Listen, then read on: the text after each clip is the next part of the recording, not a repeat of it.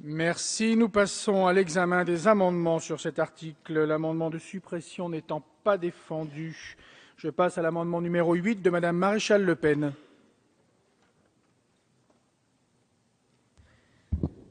Oui, alors mon amendement a surtout vocation à mettre le doigt sur une disposition qui m'a un petit peu étonnée. Alors moi, je veux bien qu'on adopte des amendements en commission chaque fois que quelque chose nous passe par la tête.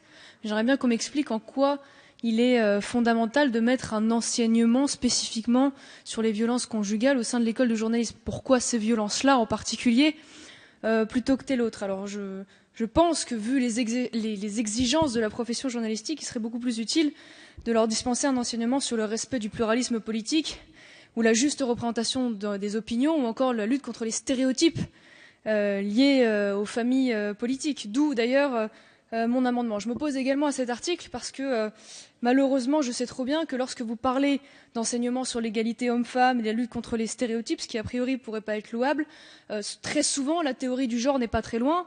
Et étant donné que cette théorie du genre n'a aucun fondement scientifique, mais que ce fondement est purement idéologique, je m'oppose pour cette raison de plus à cette disposition. Avis de la commission, monsieur le rapporteur. Bien, je crois qu'il y avait des éléments de défense de votre amendement qui semblaient étrangers, en tout cas à son objet. Et l'amendement lui-même me semble avoir un objet étranger au projet de loi. L'avis est défavorable. Avis du gouvernement, madame la ministre.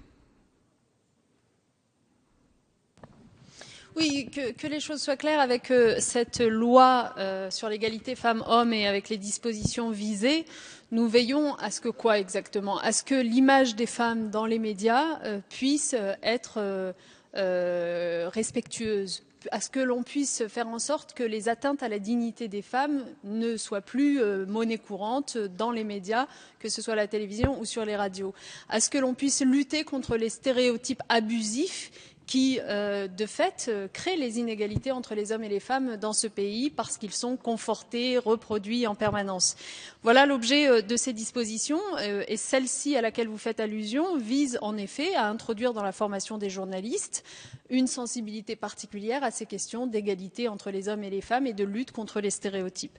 Maintenant, vous nous invitez à demander au Conseil supérieur de l'audiovisuel d'assurer le respect de l'expression pluraliste des courants de pensée et des familles politiques, mais j'ai envie de vous dire c'est déjà le cas. C'est déjà le cas grâce à l'article 13 de la loi du 30 septembre 1986, ça date quelque peu et vous le savez parfaitement, qui prévoit cette vigilance. Donc aujourd'hui, nous sommes en train d'étendre la vigilance du CSA à ces questions d'égalité entre les femmes et les hommes. Je suis sûre que vous nous rejoindrez sur ce sujet. Avis défavorable du gouvernement. Madame Maréchal Le Pen.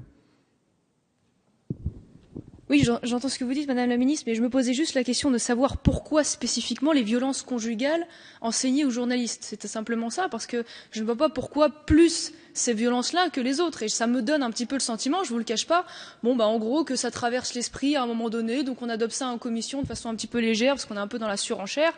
Et donc ça me paraissait un petit peu étonnant et je vois pas en quoi on va dire par rapport à l'enseignement l'enseignement spécifique sur la neutralité ou la lutte contre les stéréotypes des familles politiques serait moins importante parce que trop souvent, et je le constate, j'en suis l'une des premières victimes malheureusement, on est souvent confronté de la part de jeunes journalistes parfois sortant de l'école de journalisme à une subjectivité un petit peu inquiétante, d'où le fait que j'avais voulu mettre le doigt particulièrement sur cette question. Oui, je me permets juste de prendre la parole puisque je suis d'accord sur le fait qu'a priori ce n'est pas le lieu et le moment de discuter de cet amendement qui en effet lève un sujet sensible. Je suis juste, excusez-moi, mais particulièrement choquée de la prise à partie systématique du rapporteur sur les absences des uns et des autres, alors même que vous devriez faire preuve d'un petit peu d'humilité parce que si je vois bien ce que j'ai en face de moi, vous avez des centaines de députés de votre groupe qui sont absents, ce qui montre a priori l'intérêt qu'ils ont pour l'égalité homme-femme que vous êtes censé mettre au cœur de votre programme. Donc je vous appelle à un petit peu d'humilité et cesser ce genre de prise à partie qui sont vraiment insupportables.